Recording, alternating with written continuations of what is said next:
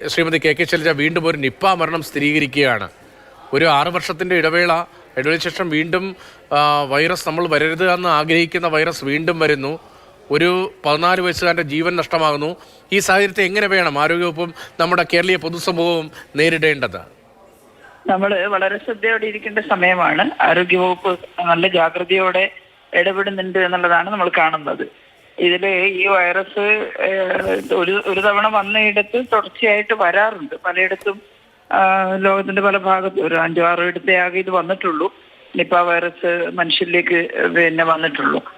അപ്പോ നമ്മൾ വളരെ ശ്രദ്ധയോടെ ഇരിക്കണം. ഭയപ്പെടേണ്ടതില്ല. ഒരു കുട്ടി മരിച്ചുപോയി എന്നുള്ളത് ഒരു സങ്കടകരമായിട്ടുള്ള അവസ്ഥയായി. കാരണം 10-14 വയസ്സുള്ളൊരു കുട്ടിയാണ്. പക്ഷെ നന്നായിട്ട് ആരോഗ്യവകുപ്പ് ഇടപെട്ടിരുന്നു. ഇനിയിപ്പോ നമ്മൾ ചെയ്യേണ്ടത് ഈ കുട്ടിയുടെ സമ്പർക്ക ലിസ്റ്റ്, അത് ബഹുമാനപ്പെട്ട മന്ത്രി തന്നെ പറഞ്ഞു, സമ്പർക്ക ലിസ്റ്റ് തയ്യാറാക്കിയിട്ടുണ്ട്, വളരെ ജാഗ്രതയോടെ ഇരിക്കുന്നുണ്ട് എന്നുള്ളത്. അത് കൃത്യമായിട്ട് തയ്യാറാക്കുക, എവിടെയൊക്കെ ആരോഗ്യമായിട്ട് ബന്ധപ്പെട്ടിട്ടുണ്ട് എന്നുള്ളത്. അതിന്റെ ഫസ്റ്റ് കോണ്ടാക്റ്റും സെക്കൻഡ് കോണ്ടാക്ട് ലിസ്റ്റും തയ്യാറാക്കി കഴിഞ്ഞാൽ അവരെ ക്വാറന്റൈൻ ചെയ്തുകൊണ്ട് ശക്തമായ നിരീക്ഷണം നടത്തുക എന്നുള്ളതാണ് ചെയ്യാനുള്ളത്. പിന്നെ എല്ലാ ആശുപത്രികളിലും പനി ബാധിച്ച് പ്രത്യേക ലക്ഷണങ്ങളോടുകൂടി, നിപ്പയുടേതാകുമ്പോൾ കുറച്ചും കൂടി വിഗ്രസ് ആയിട്ടുള്ള ലക്ഷണങ്ങളാണ് കാണിക്കുക. അങ്ങനെ വരുന്ന കേസ് കണ്ടെത്താനുള്ള ഒരു ഓർമ്മപ്പെടുത്തൽ ആരോഗ്യ വകുപ്പിലെ എല്ലാവർക്കും നൽകേണ്ടതായിട്ടുണ്ട്. സാധാരണ എല്ലാ വർഷവും ഒരു മോക്ക് ഡ്രിൽ നടത്താൻ നമ്മൾ തീരുമാനിച്ചിരുന്നു. അങ്ങനെ നടത്തുമ്പോഴാണ് ഈ കേസുകൾ പുതുതായിട്ട് വരുന്നത് നമുക്ക് കിട്ടുന്നത്. അപ്പോ ഏതായാലും ഇത് ആദ്യത്തെ കേസിൽ തന്നെ ടെസ്റ്റ് ചെയ്ത് മനസ്സിലാക്കാൻ സാധിച്ചിട്ടുണ്ട്. ഇനിയുള്ള ആർക്കും വരാതിരിക്കാനുള്ള പരിശ്രമം എല്ലാവരും കൂടി ചേർന്ന് നടത്തുക. വല്ലാതെ ഭയപ്പെട്ട് പാനിക്കായി അസ്വസ്ഥരാവേണ്ടതില്ല. പക്ഷെ നല്ല ജാഗ്രതയോടുകൂടി ചെറിയ പനിയായാലും ആശുപത്രിയിൽ കാണിക്കുക. രോഗലക്ഷണങ്ങളുള്ളവരെ പെട്ടെന്ന് തന്നെ റിപ്പോർട്ട് ചെയ്യുക. അത് മറച്ചു വെക്കരുത് എന്നുള്ളതാണ് ഏറ്റവും പ്രധാനപ്പെട്ട കാര്യം. ഇപ്പോൾ ഈ 2018 അതിനുശേഷം 6 വർഷം പിന്നിടുന്നതിനിടയിൽ 19 വന്നു, 21, 23 നിപ്പ ബാധ രജിസ്റ്റർ ചെയ്യപ്പെട്ടതാണ്. നമുക്ക് ഈ രോഗത്തിന്റെ ഉറവിടം കണ്ടെത്താൻ കഴിയാത്തൊരു പ്രതിസന്ധി ഉണ്ടെന്ന് രാവിലെ ഒരു ദിനപത്രത്തിന്റെ റിപ്പോർട്ടിൽ ഞാൻ വായിക്കുകയുണ്ടായി. അങ്ങനെ ഒരു പ്രതിസന്ധി ഉണ്ടോ? നമ്മൾ കൃത്യമായി ഈ ഒരു അനുഭവം ഉണ്ടായിട്ടും അതിലേക്ക് ഫോക്കസ് ചെയ്യാത്തൊരു സ്ഥിതി ഉണ്ടോ?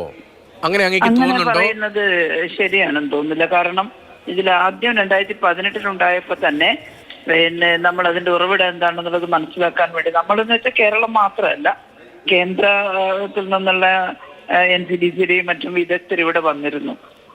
അവരെല്ലാം കൂടിയാണ് അന്ന് സാധാരണഗതിയിൽ ലോകത്തിന്റെ പല ഭാഗത്തും വന്നപ്പോൾ, സിലിഗുരിയിലും അതുപോലെ തന്നെ ബംഗ്ലാദേശിലൊക്കെ വന്നപ്പോ ഇത് അവരൊരു നല്ല പരിശോധന നടത്തിയിരുന്നു. ഇപ്പം ഇതില് മലേഷ്യയിലാണ് ആദ്യം തന്നെ വന്നത്. മലേഷ്യയിലെ സുംഗായ് നിപ്പ നദിക്കരയിലാണ് വന്നത്. അപ്പൊ ആദ്യം ഇത് മനസ്സിലാവാതെ പന്നികളിൽ നിന്നാണ് വരുന്നത് എന്ന് കരുതി കൂട്ടത്തോടെ പന്നി ഫാമുകൾ, പന്നികളിലേക്ക് വരാം ഇതിനൊന്ന്, പക്ഷെ കൂട്ടത്തോടെ പന്നികളെ കൊന്നൊടുക്കിയിരുന്നു. പക്ഷെ പന്നികളിൽ നിന്നല്ല എന്ന് പിന്നീട് അവർക്ക് മനസ്സിലായി. അപ്പൊ അങ്ങനെയുള്ളൊരു നല്ലൊരു പഠനം നടത്തിയതിന്റെ അടിസ്ഥാനത്തിലാണ് ഒരുതരം ഫ്രൂട്ട് ഈറ്റിംഗ് ബാറ്റ്സ്, അതായത് പഴന്തീനി വവ്വാലുകളാണ് ഇതിന്റെ കാരിയേഴ്സ് മനസ്സിലായത്.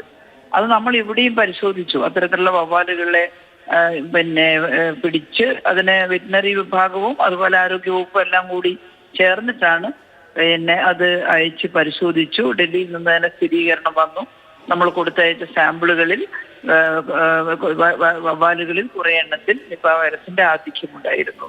യഥാർത്ഥത്തിൽ ഈ വൈറസ് ഇതിലുണ്ട്, ബാറ്റ്സിൽ നാച്ചുറൽ കാരിയേഴ്സ് ആണ്.